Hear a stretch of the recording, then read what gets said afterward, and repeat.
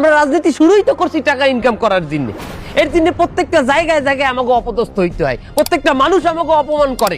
এই টাকা কামানোর উদ্দেশ্যে যারা রাজনীতি করে 20, 30, 40, 50 বছর ধরে রাজনীতি করিয়াও মানুষের মনের মধ্যে জায়গা করে নিতে পারে না।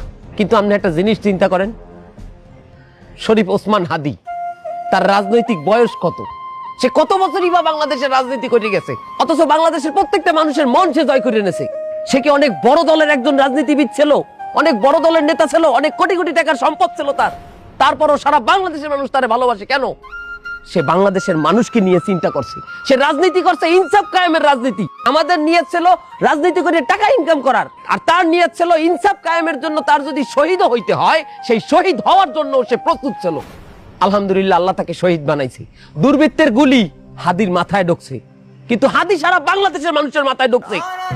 আজকে বাংলাদেশের মানুষ কনকনে শীতের মধ্যে সারাটা রাত রাস্তার মধ্যে বসে হাদির হত্যার বিচারের জন্য তারা অনশন করতেছে, তারা আন্দোলন করতেছে। মানুষ 20, 30, 40, 50 বছর রাজনীতি করেও এতটা ভালোবাসা পায় না যতটা ভালোবাসা হাদি বাংলাদেশের মানুষের কাছ থেকে পাইছে। আসলে আমিও চাইছিলাম যে এই ক্ষমতাটা ব্যবহার করে আমি মাদকের ব্যবসা করব, সারা বাংলাদেশের মাদক সম্রাট হব আমি। আমাকে যদি করতেই হয় আমরা ইনসাফের রাজনীতি করি আসেন, আমরা দেশের মানুষের ভালোবাসার জন্য রাজনীতি করি আসেন, কোনো প্রতিদান ছাড়া রাজনীতি করি আসেন। ভাই, আল্লাহ যদি আমাকে নিয়ে যায়, আমার বাচ্চাটার দিকে একটু খেয়াল রাখেন। এই কথাটা আমি বলতে পারিনি। আমি যদি কিছু হইলেও করতে পারি সততার সাথে, আল্লাহ যদি আমার রহম করে, তাহলে আমার ছেলে, আমার পরিবার, আমার ভাই বোন, আমার ইনকিলাব মঞ্চের ভাই বোন গুলো, এগুলো আল্লাহ দেখবে যেভাবে আল্লাহ এখন আমাদেরকে দেখতেছে।